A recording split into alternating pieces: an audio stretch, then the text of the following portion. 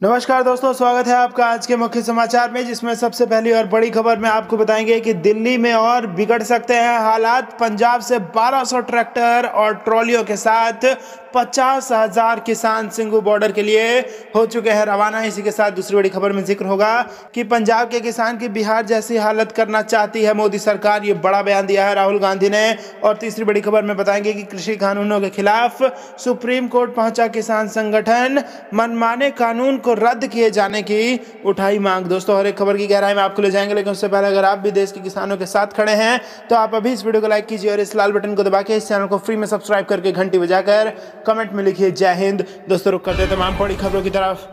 दिल्ली में और बिगड़ सकते हैं हालात। पंजाब से 1200 ट्रैक्टर ट्रॉलियों के साथ 50,000 किसान सिंघू बॉर्डर रवाना। जी हां दोस्तों, दिल्ली में नए कृषि कानूनों के खिलाफ चल रहा किसानों का आंदोलन आने वाले दिनों में और बड़ा हो सकता है। पंजाब के अलग अलग इलाकों से करीब 50,000 किसान दिल्ली की ओर रवाना हो रहे हैं। करीब 1200 ट्रैक्टर ट्रॉलियों में आ रहे किसान अपने साथ 6 महीने का राशन भी लेकर आ रहे हैं। 1200 ट्रैक्टर ट्रॉलियों के साथ किसान रवाना मोगा पहुंचे। किसान मजदूर संघर्ष कमेटी के पंजाब के प्रधान सतनाम सिंह ने कहा कि शुक्रवार को पंजाब के अलग अलग जिलों से लगभग 1200 ट्रॉलियों के साथ 50,000 किसान दिल्ली रवाना हुए हैं। इन किसानों में फिरोजपुर, फाजिल्का, अबोहर, फरीदकोट और के किसान भी शामिल हैं। किसान अपने साथ ठंड से बचने के लिए तिरपाल, गर्म कपड़े और अगले कई महीनों का राशन भी साथ लेकर निकले हैं। रुख करते हैं अगली खबर की तरफ। पंजाब के किसान की बिहार जैसी हालत करना चाहती है मोदी सरकार। राहुल गांधी। जी हां दोस्तों, कांग्रेस नेता राहुल गांधी ने एक बार फिर किसान आंदोलन को लेकर ट्वीट किया है। राहुल ने एक चार्ट शेयर कर दावा किया है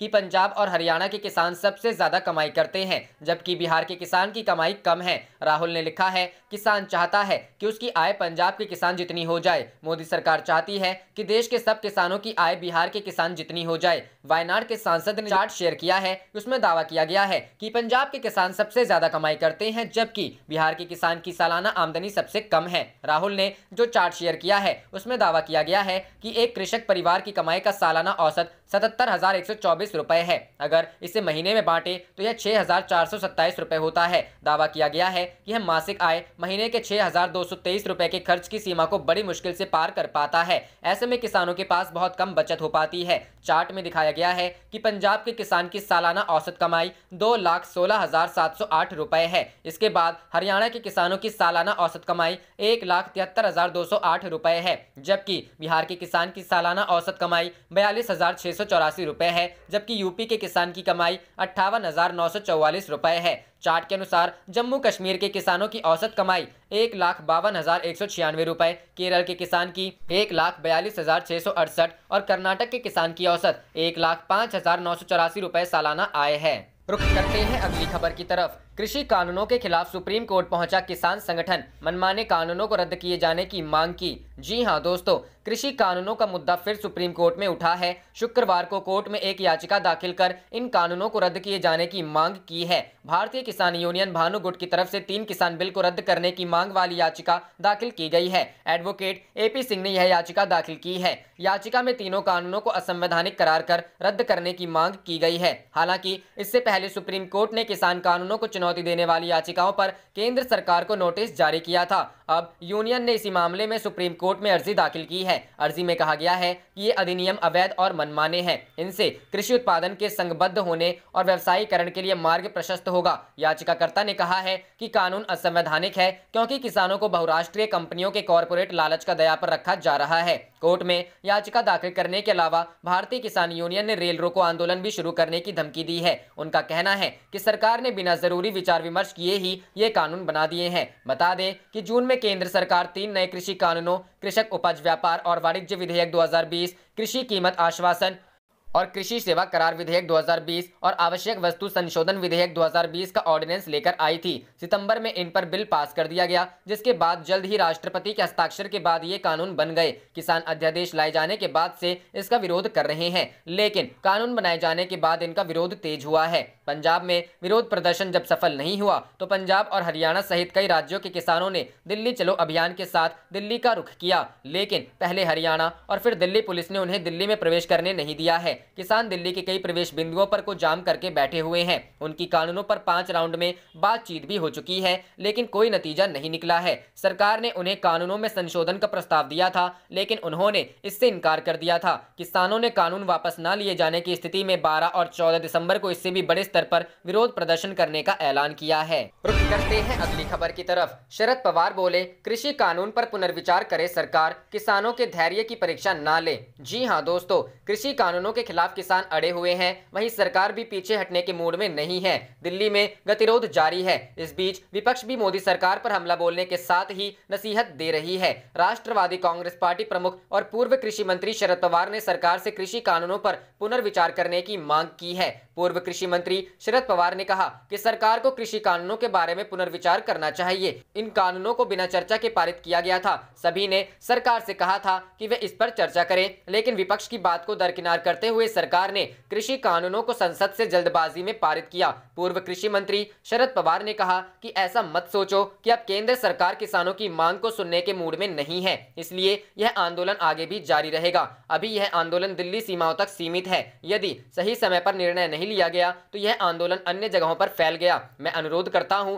कि किसानों के धैर्य की परीक्षा ना ले। आपको बता दें कि किसान आंदोलन का आज 16वां दिन है और दिल्ली के बॉर्डर पर किसान डटे हुए हैं। सरकार की सारी कोशिशें अब तक विफल साबित हुई है। आज इस मुद्दे पर मीडिया से मुखातिब हुए कृषि मंत्री नरेंद्र सिंह तोमर ने एक बार फिर किसानों से धरना तोड़ने की अपील की, साथ उन्होंने एक नया सवाल भी खड़ा किया। रुख करते हैं अगली खबर की तरफ। बीजेपी को झटका, कमल है राष्ट्रीय फूल, फिर पार्टी चिन्ह के तौर पर कैसे भाजपा कर रही यूज, हाईकोर्ट ने दागा सवाल। जी हां दोस्तों, भारतीय जनता पार्टी पिछले करीब 40 सालों से जिस कमल के चुनाव चिन्ह पर देश भर में चुनाव लड़ रही है, अब उसके इस्तेमाल पर इलाहाबाद हाईकोर्ट ने सवाल खड़े कर दिए हैं। दरअसल कमल को राजनीतिक दल के सिंबल के तौर पर इस्तेमाल को लेकर कुछ समय पहले ही जनहित याचिका दायर हुई थी। इसमें भाजपा पर राष्ट्रीय फूल के चिन्ह के दुरुपयोग का आरोप लगाया गया। इसी मामले पर सुनवाई के दौरान हाईकोर्ट ने चुनाव आयोग से जवाब मांगा। इलाहाबाद हाईकोर्ट ने चुनाव आयोग से पूछा कि आखिर किसी राजनीतिक दल को राष्ट्रीय पुष्प कमल चुनाव के निशान के तौर पर कैसे दे दिया गया। कोर्ट ने भाजपा द्वारा कमल के चुनाव चिन्ह के इस्तेमाल पर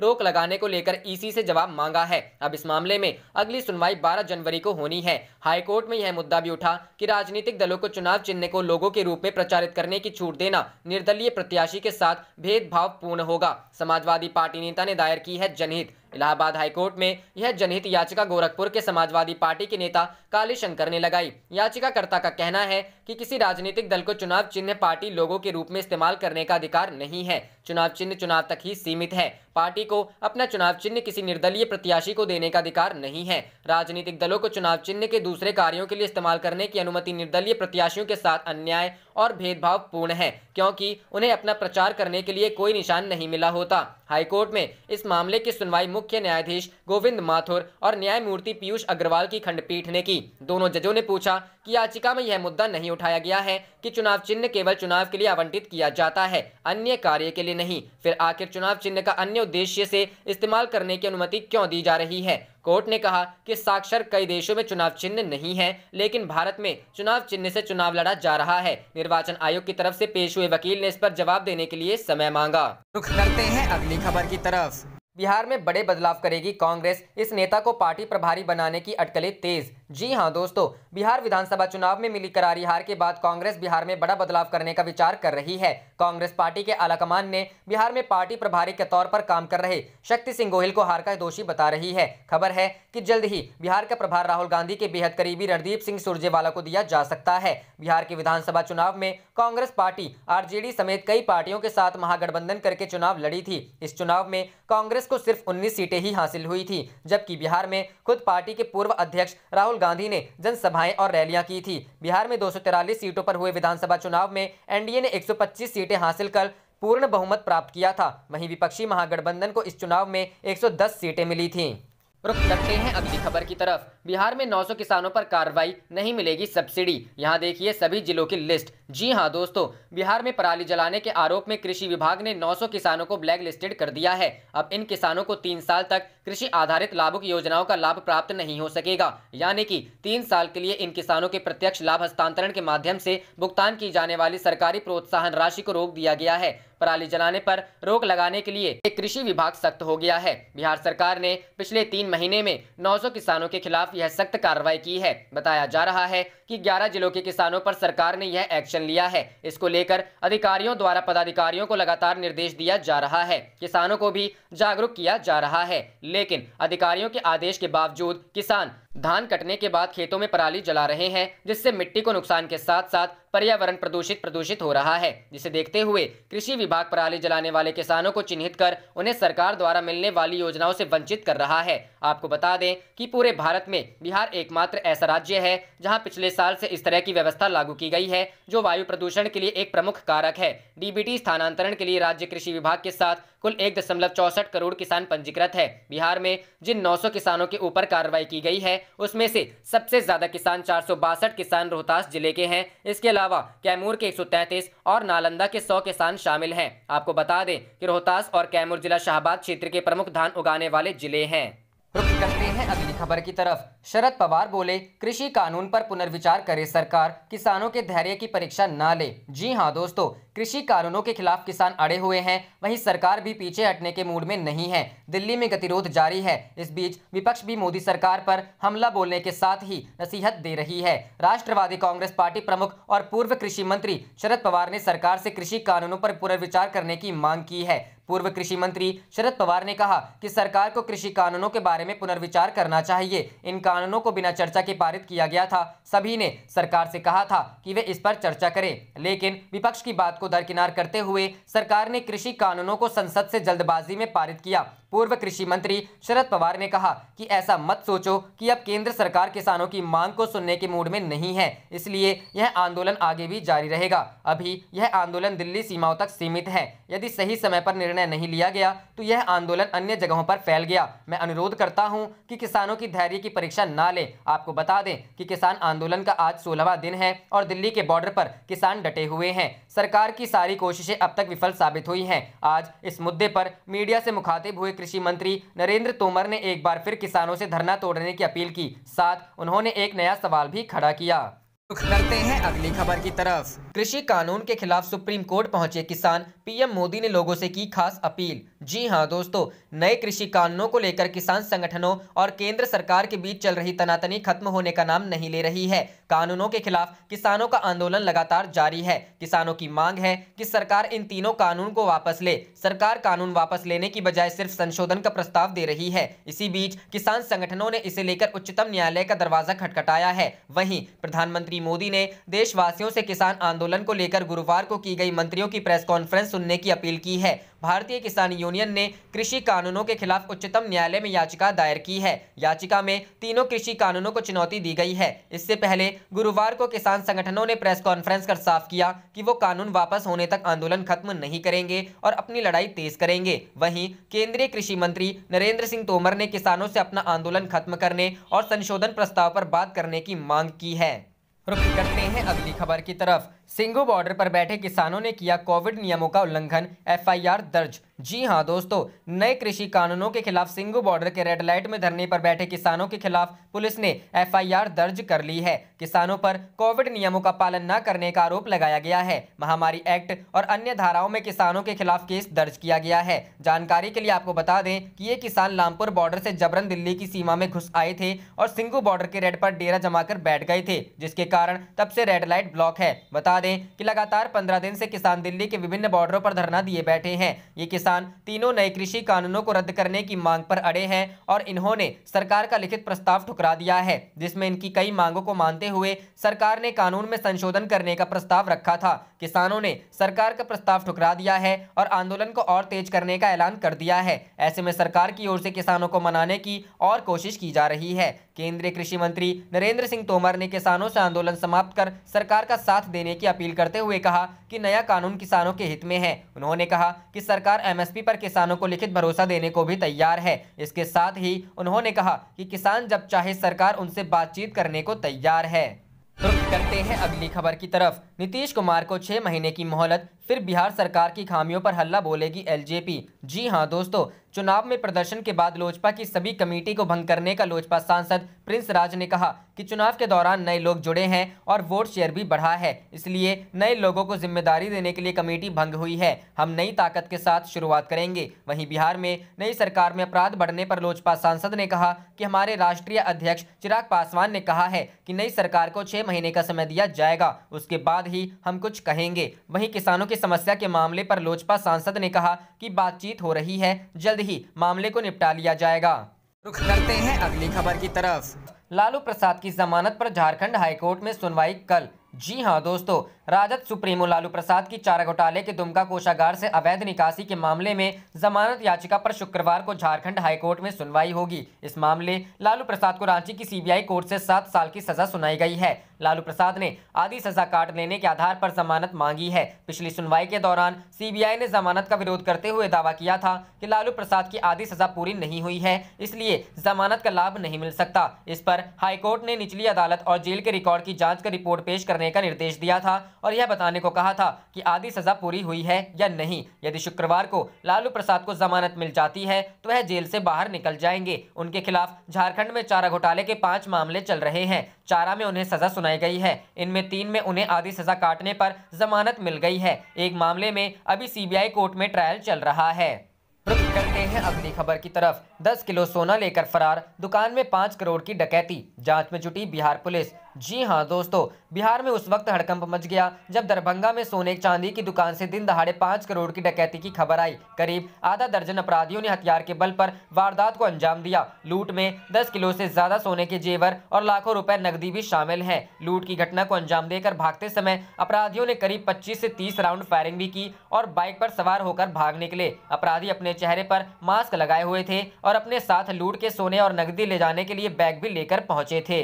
रुक करते हैं अगली खबर की तरफ। दिल्ली दंगों पर सीपीएम की रिपोर्ट, हिंसा भड़काने में अमित शाह का मंत्रालय जिम्मेदार, हिंदुओं ने किया हमला, बचाव में लगा रहा दूसरा पक्ष। जी हां दोस्तों, दिल्ली में सीएए एनआरसी कानूनों के विरोध में फरवरी में हुई सांप्रदायिक हिंसा पर भारतीय कम्युनिस्ट पार्टी ने फैक्ट फाइंडिंग रिपोर्ट जारी की है। इसमें गृह मंत्री अमित शाह को सीधे हिंसा भड़कने और जांच में पक्षपात करने का जिम्मेदार करार दिया गया है। रिपोर्ट में कहा गया है कि अमित शाह के अंतर्गत आने वाला गृह मंत्रालय कई मायनों में हिंसा भड़काने के पीछे जिम्मेदार था। सीपीएम ने अपनी इस रिपोर्ट को उत्तर पूर्व दिल्ली में सांप्रदायिक हिंसा फरवरी 2020 नाम से निकाला है। रिपोर्ट में कहा गया है कि दिल्ली में हुई सांप्रदायिक हिंसा को दिल्ली दंगे कहना गलत है। दंगे वह होते हैं जहां दोनों पक्ष बराबर के भागीदार होते हैं। हालांकि यहां आक्रामकता हिंदू पक्ष की भीड़ की तरफ से था, जबकि दूसरे पक्ष ने खुद को ऐसे हमलों से बचाने की कोशिश की। लगभग सभी क्षेत्रों में ऐसे वीडियो सबूत हैं जहां पुलिस को हिंदुत्ववादी भीड़ का पक्ष लेते देखा जा सकता है। बता दें कि दिल्ली हिंसा में कुल 53 लोगों की जान गई थी, इनमें 40 मुस्लिम और 13 हिंदू शामिल थे।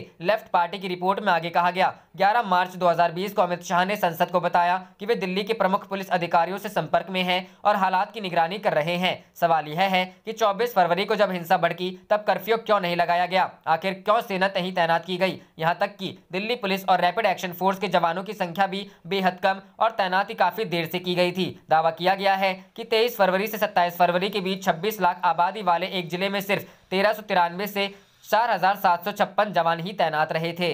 रुख करते हैं अगली खबर की तरफ। किसानों को एमएसपी नहीं मिला तो दूंगा इस्तीफा, हरियाणा की भाजपा सरकार में उप मुख्यमंत्री दुष्यंत चौटाला बोले। जी हां दोस्तों, हरियाणा के उप मुख्यमंत्री दुष्यंत चौटाला ने केंद्र सरकार और किसान संगठनों के बीच चल रहे गतिरोध पर चुप्पी तोड़ते हुए कहा कि उनके लिए हमेशा किसान पहले है। चौटाला ने कहा कि अगर किसान को उसकी फसल के लिए न्यूनतम समर्थन मूल्य नहीं मिलता है तो वे इस्तीफा देने वालों में सबसे पहले होंगे। मीडिया से बात करते हुए चौटाला ने कहा कि केंद्र न्यूनतम समर्थन मूल्य के लिए किसानों को लिखकर देने को राजी हो गया है। चौटाला ने कहा कि किसान संगठनों की सरकार से लगातार बातचीत जारी है, ऐसे में जल्द ही समस्या का समाधान निकलेगा। उन्होंने कहा कि जब तक वे सरकार में हैं, किसानों के लिए न्यूनतम समर्थन मूल्य की बात जरूर उठाएंगे और आश्वस्त करेंगे कि किसानों को उनकी फसल के लिए एमएसपी मिलती रहे। विपक्ष द्वारा लगाए गए आरोपों की चौटाला मंत्री पद से चिपके हुए हैं, पर दुष्यंत ने कहा कि जब तक वे सत्ता में हैं तब तक किसानों को उनकी फसल का उचित दाम दिलाने का काम करते रहेंगे। जिस दिन वे ऐसा कर पाने में सक्षम नहीं रह जाएंगे